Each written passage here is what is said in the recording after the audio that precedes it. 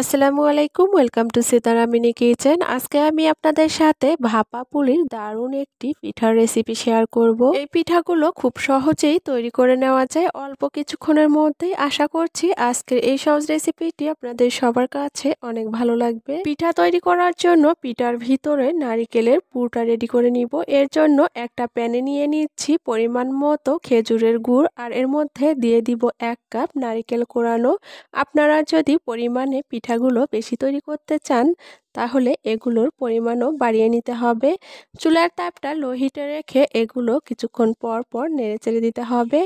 এখানে কোনো পানি অ্যাড করা যাবে না। কিছুক্ষণ পরে গুড়গুলো গলে গিয়ে এরকম পানি উঠে আসবে। অনবরত নেড়েচেড়ে যখন পানিটা শুকিয়ে গুড় আর নারিকেল দেখতে ঠিক এরকম হয়েছে তখন চুলা থেকে নামিয়ে নিব। এখন আমি অপর একটা প্যানে নিয়েছি 2 কাপ নর্মাল পানি। এর মধ্যে দিয়ে দিচ্ছি স্বাদ অনুযায়ী লবণ। যখন পানিটা এরকম ফুটে যাবে তখন এর মধ্যে দিয়ে দিব 1.5 কাপ চালের গুঁড়া।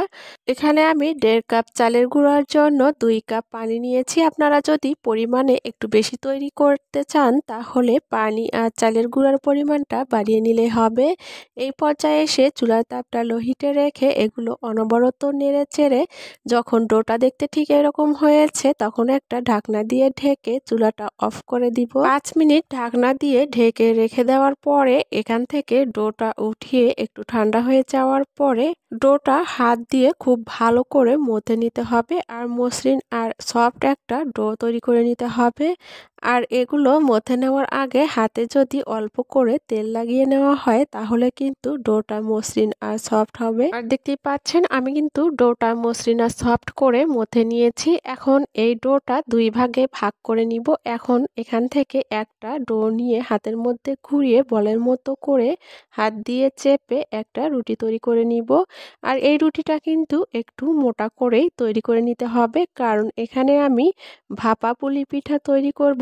এর জন্য রুটি তৈরি করার পরে রুটির চারদিক থেকে এভাবে করে একটা নাইফ দিয়ে কেটে নিব। কেটে নেওয়ার পরে এখন এর রুটিটার উপরে আমি নারিকেলের পুরটা দিয়ে দিব। রুটিটার উপরে চারদিক থেকে পুরটা ভালো করে দিয়ে এখন রুটিটা রোলের মতো করে নিতে হবে। আমি এভাবেই 2টা রোলের মতো করে নিয়েছি। এখন চলে যাচ্ছি এগুলো ভাপে দেওয়ার জন্য। এর জন্য চুলার উপরে একটা বড় সাইজের প্যান বসিয়ে দিয়ে উপরে বসিয়ে দিয়েছি একটা স্টিমার। আপনাদের কাছে যদি এরকম স্টিমার না থাকে তাহলে আপনারা চাইলে যে কোনো পাতিলে পানি বসিয়ে দিয়ে এর উপরে ছাঁকনি দিয়ে পিঠাগুলো ভাপিয়ে নিতে পারেন।